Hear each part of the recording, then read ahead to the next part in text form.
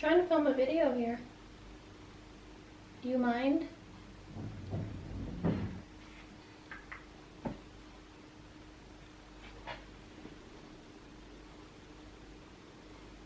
Hey guys, welcome back to my channel. It is blazing hot outside and your genius coffee addict has still decided to make myself some hot coffee. So that just shows the extent of my addiction. It's been about 2.5 years now since I first moved to France, and I've been living consistently in this country ever since. So some days I feel like I very much know what I'm doing and I figured out Paris especially, but French culture in general, and I have things just all worked out. And then other days I still kind of feel like I'm struggling and I run into a wall and I feel very much the barrier. That's pretty normal. I mean, 2.5 years is definitely not enough to make you an expert. That being said, it's definitely enough time to have started to pick up some little habits and some little tendencies and I guess some little Frenchisms. I've already talked about Frenchisms in terms of like my English speaking because you've even witnessed it in videos. I have used Frenchisms. But what I'm talking about more so in this video is actually very French things that people do and say. So whether it's a habit, just what you're doing in your day-to-day life, whether it's saying a certain thing or reacting in a certain way, that's just very, very typical of people here that I've noticed as different. I've started to pick some of these things up, to be honest. Gotta throw a disclaimer in here. Always have to throw a disclaimer when I'm doing these types of videos. Of course, not all French people do these things, and of course there are other people who are not French who also do these things. In general, it's just things that I've noticed that coming from the US, I come from the Midwest in the US, it's different to me. It's definitely not typical, and compared to other places I've been that are not the US and that are not France, I've noticed that France is the place that I find these things. But somehow they have worked their way into my life and I've actually done these things now. Not saying that I've formed habits with these things yet, but I've definitely been caught doing them. Always a good place to start because this is me and France that we're talking about here. And this is actually kind of fun because it kind of brings full circle a video that I did a couple of years ago now, and it was one of the very first videos I did about sort of France versus US or France versus non-France types of videos. And actually I think a lot of you guys found me from this video because it kind of blew up on YouTube way more than I expected. But it has to do with cheese. I think it was that video that I talked about that. I'll feel very silly if it was a different video. But anyway, I pointed out that it was very strange to me that in France, cheese is dessert. Basically, normally in like a very full course meal, cheese is the first round of dessert and then you have some sort of sweet dessert. But for me, cheese has always been a starter, so I had a really difficult time when I first got to France eating cheese after I'd eaten the main. It just felt kind of wrong. Like I felt like it should go before the main or at least with the main, but definitely not as a first dessert. Being here for 2.5 years though means that I have had a lot of formal meals in France with French people where I just sort of go with the flow, and I've actually found myself on more than one occasion, although it's somewhat rare, but I have occasionally had cheese for dessert. And I don't just mean before I have the real dessert, but I mean actually just had cheese for dessert, which is something that French people do if you're not gonna have both of the dessert courses. Often there's the option cheese or what I would call a dessert. If you don't know me very well, I love my sweets. Dessert is my absolute favorite part of the meal. So for me to pick what I consider a savory food and not at all a dessert food over an actual dessert, in my opinion, that's kind of weird, but I think the Frenchness has kind of rubbed off on me after all of these years, and occasionally I'm just in the mood for cheese. This is a funny one, and I think it might be somewhat regional. I'm not actually sure if all of France does this, but they definitely do it in a lot of countryside regions, including the Loire Valley, because I've done this a lot at my extended families. But I have drunk coffee out of a bowl. I don't mean just a bowl-like mug, like this one that I have there behind me, which is very much like a bowl, but it has a handle. It's actually meant to be a mug. But I mean an actual literal bowl, like something you could put cereal and milk in, which is something that a lot of French people do, and it's just completely normal. It's not just like, I wanted more coffee this morning. It's actually 100% a normal thing to do.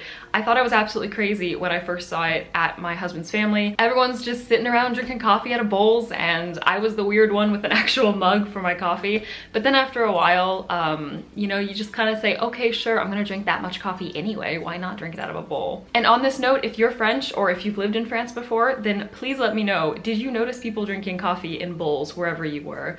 And I'm not talking about at restaurants and stuff. I'm just talking about in families and homes. Did people drink coffee out of bowls? Because I'd really love to figure out if this is very much regional or if it really is a widespread thing. So this next one is something that I picked up a little bit more recently, and it makes me laugh every time I hear it now, and it's not really meant to, which makes it even funnier, I guess. But it's a certain phrase that a lot of French people will say when they're very frustrated or exasperated about things. And I would kind of guess that this is maybe a little bit more common to hear in Paris, just because in general, people are a little bit more exasperated in Paris than they are in the rest of the country. But it's this one phrase, c'est pas possible.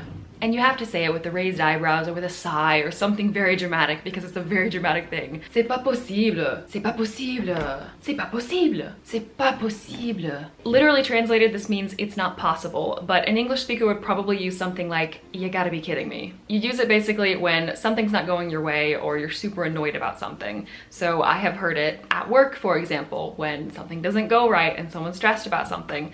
Thankfully, I've never heard it directed at me. Knock on wood, cross fingers, that doesn't happen, because I don't want that angry Frenchness coming at me. I've also heard it quite a few times on the metro. For example, when a metro is running late, or when we're stuck on a metro and the doors won't open or something, and a Parisian will just say, oh, c'est pas possible. And actually this sound that I just made, the thing, is also very French, but I could do an entire video just on French sounds, and that would take way too long. I've known what c'est pas possible means for a very long time, and I've known sort of how people use it in a way that you wouldn't necessarily say it's not possible in English, but it's only somewhat recently, like in the past year or so, that I've really figured out how people use it, and I've really figured out the sort of emotion that comes behind it and the level of frustration that goes behind it. Now that I'm starting to pick up the full meaning of what people mean to say when they say this, I have started to sort of wind it into my own vocabulary occasionally. I will say that normally when I get super stressed, it's just English in my head because it goes back to your native language. That's pretty normal, I think.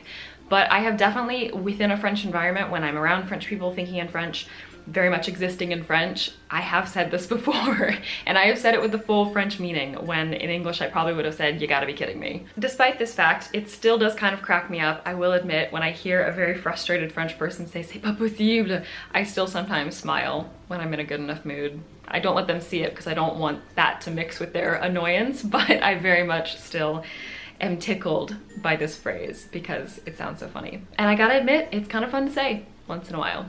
The last thing I'm going to mention in this video is something that anyone from a culture where you cheek kiss probably knows and has probably done before, but for me this is a very French thing because I've experienced it so much more in France than anywhere else, being married to a French person, so married into a French family. I have done many times that glorious adventure of when you show up to an event and lots of other people are already there, probably sitting around a table, and you have to cheek kiss every single one of them. I've talked about cheek kissing a long time ago when I first came to France, just a few months after I came to France, and I was talking about I still wasn't used to cheek kissing, I was still quite awkward, and to be honest, I still am in certain situations when I'm cheek kissing someone I really don't know well or something like that, or it was just kind of an awkward situation in general. That can happen. I'm not 100% confident with that yet, but I'm very much used to it. I pretty much know when to expect a cheek kiss. Even if I don't expect it, I'm usually okay and comfortable with going ahead with a cheek kiss if I need to. I can read the signs a lot better. But one thing that I'm still very much not used to, but I've had to do, like I said, many times, is when you have to do a big group of people. When you show up and everyone else has already cheek kissed each other, so you're just that person who comes in and then has to greet everyone, and you have to go all the way around the table. Every person has to stand up a bit. You have to cheek kiss, say hi, how are you? Next person, cheek kiss, hi, how are you? Or if they're just standing around the room, and then you have to go, and then you probably inevitably forget someone as you're trying to go around because it's not like a nice little circle. So then you have to go back and, did I cheek kiss you already? Did I cheek kiss you already? And you can't remember who you've cheek kissed. I'm probably making it a lot more complicated than it really should be, but to me it is this complicated thing because I don't want to forget someone and I don't want to be awkward with someone, which inevitably makes me way more awkward. It's a whole chaotic fiasco every single time, even if it's not actually like externally. Internally, my brain is like, the good news is the more I've cheek kissed people, the easier that's gotten, and the more I have to do the whole cheek kiss around the room adventure, the easier it's gotten, I guess. So I have hope that maybe in the future it'll be less awkward, but for now, yeah, it's definitely something that I kind of somewhat dread. I could keep going with this video, but I feel like I have babbled on for a very long time, so I'm just gonna wrap it up there. But if you'd like to see a part 2, I actually even have in my notes a few more things that I'm just gonna cut out of this video to avoid making this super long. But if you want me to do a part 2, let me know. If you have a different video idea that's similar to this, For example, maybe stuff like typical French things that I haven't done yet or I haven't experienced yet, then let me know. I would be very interested in doing that because I've had a lovely time talking about how weird I am here in France. Let me know in the comments something that is not typical of your home country that you have experienced before and that you have done, especially if it's a habit that you've picked up. I'd love to know that. It's always so funny to me that our habits and things that are actually internally normal to us can change if we're in an environment long enough or if we're around people from a different country or a different culture for long enough.